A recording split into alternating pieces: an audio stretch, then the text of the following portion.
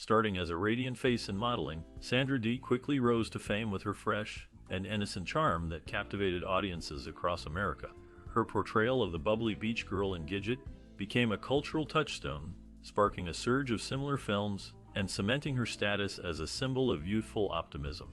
However, beneath the surface of her seemingly perfect image, she grappled with intense personal hardships, including struggles with mental health and the pressures of Hollywood's demanding spotlight.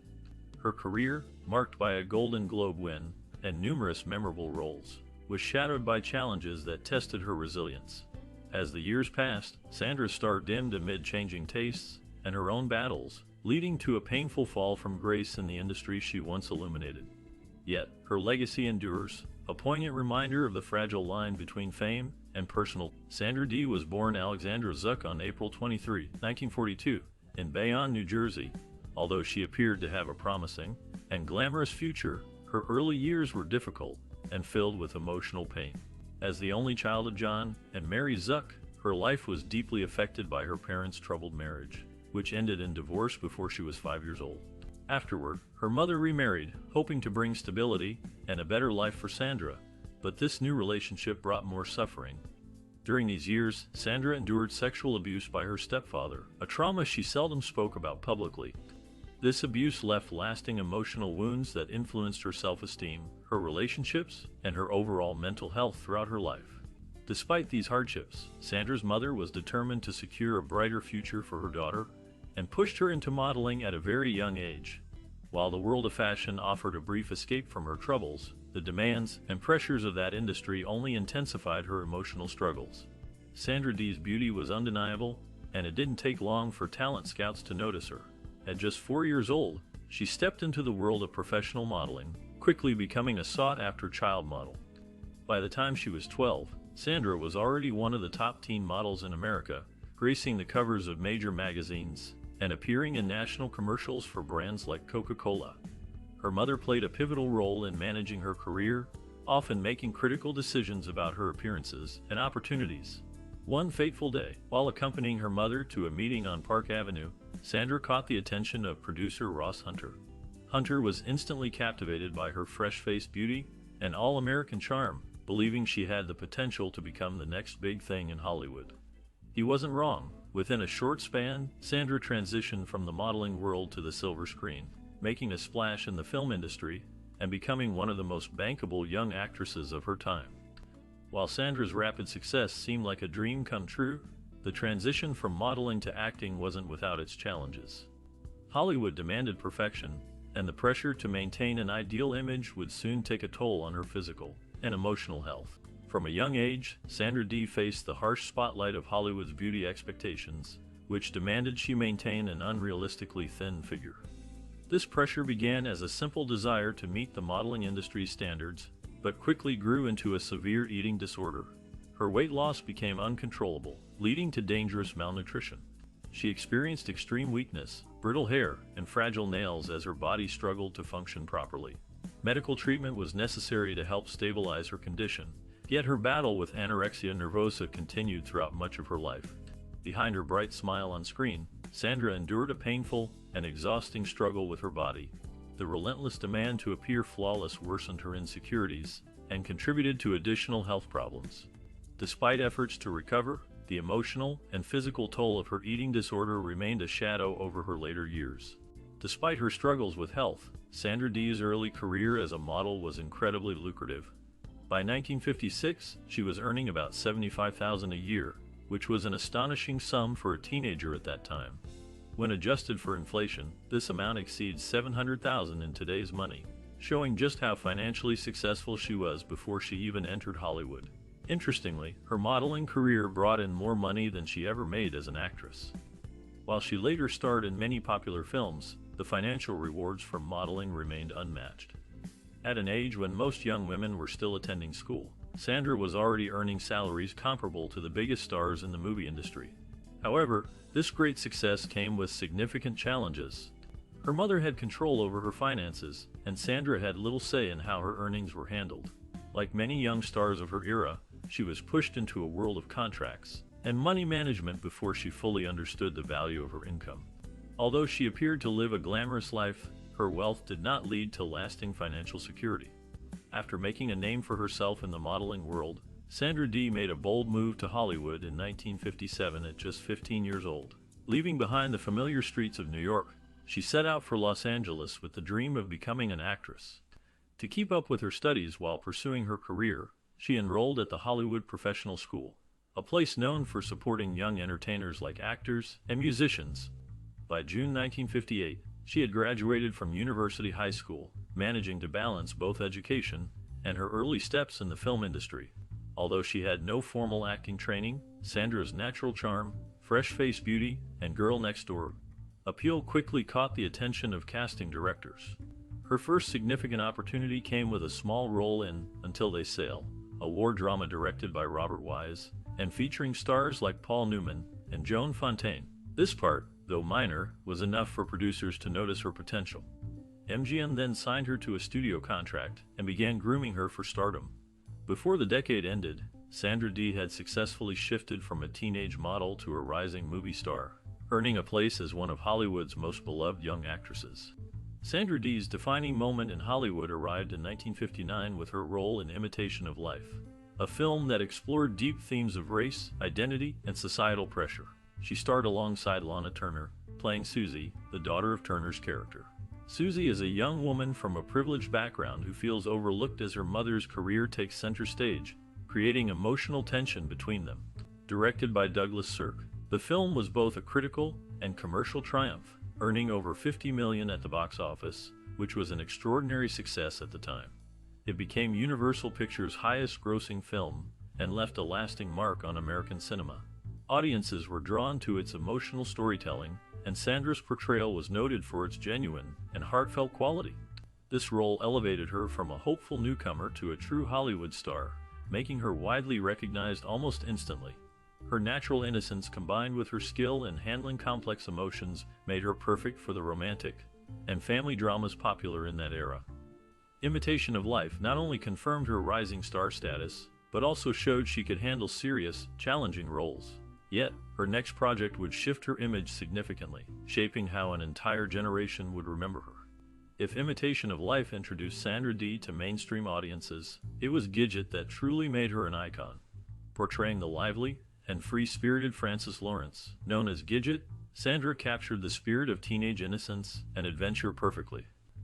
The film told the story of a young girl discovering her love for surfing while dealing with the ups and downs of teenage romance.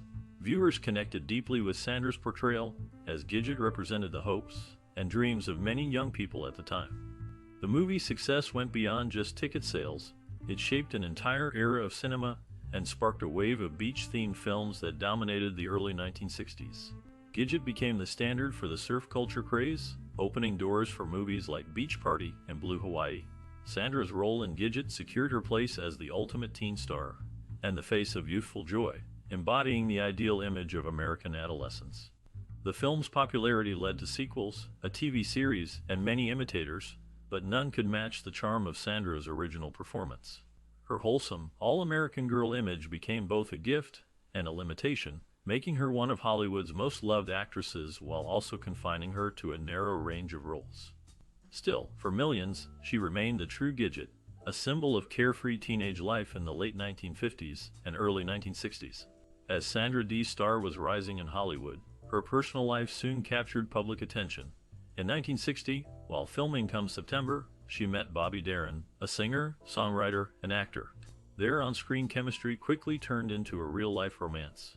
Despite their different personalities, Sandra being shy and reserved, and Bobby charismatic and outgoing, they fell deeply in love. Bobby confidently declared he would marry Sandra the moment they met, and he kept his promise by marrying her on December 1, 1960, in a private ceremony. Their marriage became one of the most talked about celebrity unions, seen by many as the perfect Hollywood couple, young, talented, and madly in love. A year later, on December 16, 1961, they had a son named Dodd Mitchell Darin. However, beneath the glamorous surface, their marriage faced challenges. Bobby's career was soaring, and his drive often caused tension between them. Sandra, having been sheltered by her mother, found it difficult to handle the pressures of marriage, fame, and expectations as both a wife and actress.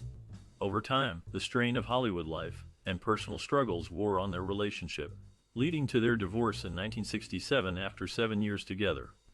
Bobby remarried in 1973, but sadly died from heart failure later that year, leaving Sandra heartbroken.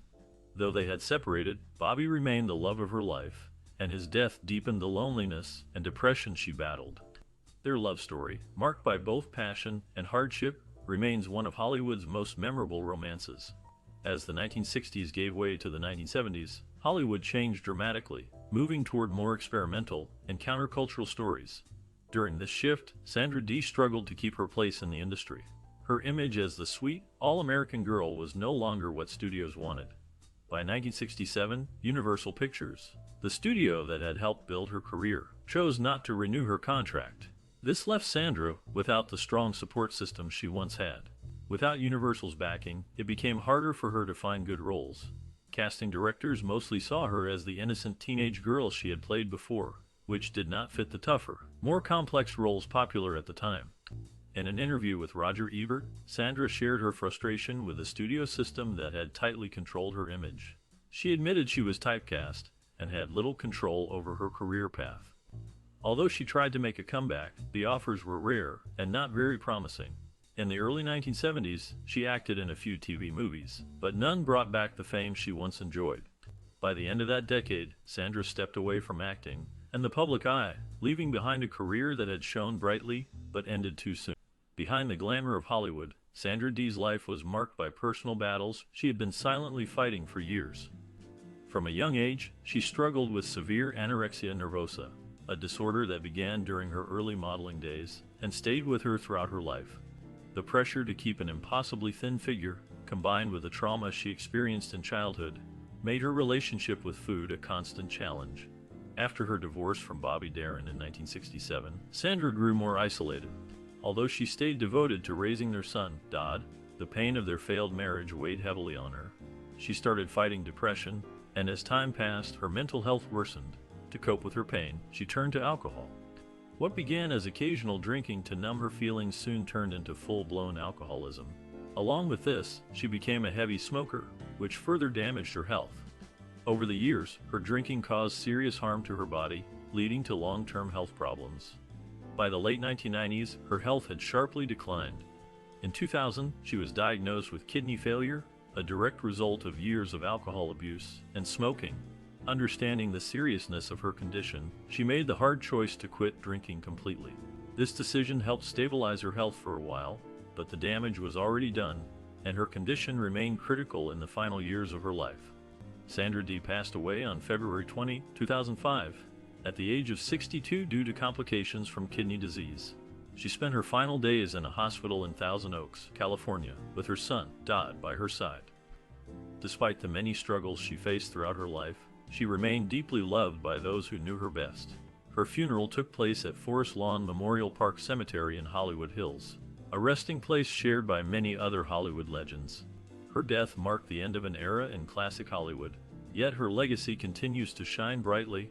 Although she never regained the level of superstardom she enjoyed in her youth, her influence on Hollywood remains undeniable. Generations of audiences still fall in love with her performances in films such as Gidget, Imitation of Life, and Tammy Tell Me True. These movies have become staples of classic Hollywood cinema. Sandra Dee's image as the quintessential girl next door remains forever etched in pop culture history, preserving the charm and innocence she brought to the screen. During the late 1950s and early 1960s, Sandra Dee became one of the most recognizable faces in Hollywood, embodying a sense of innocence and hopefulness that defined a particular era in American cinema. Her career, though shorter than many of her peers, left a lasting impression on the industry. In 1958, she earned the Golden Globe Award for Most Promising Newcomer, highlighting her early talent and the strong appeal she held for audiences. Over time, she received several award nominations, maintaining her status as a beloved figure even without winning an Oscar or being known for dramatic roles. However, her story also reveals the darker side of Hollywood, where young female stars often faced intense pressure to maintain a certain image, sometimes at great personal cost.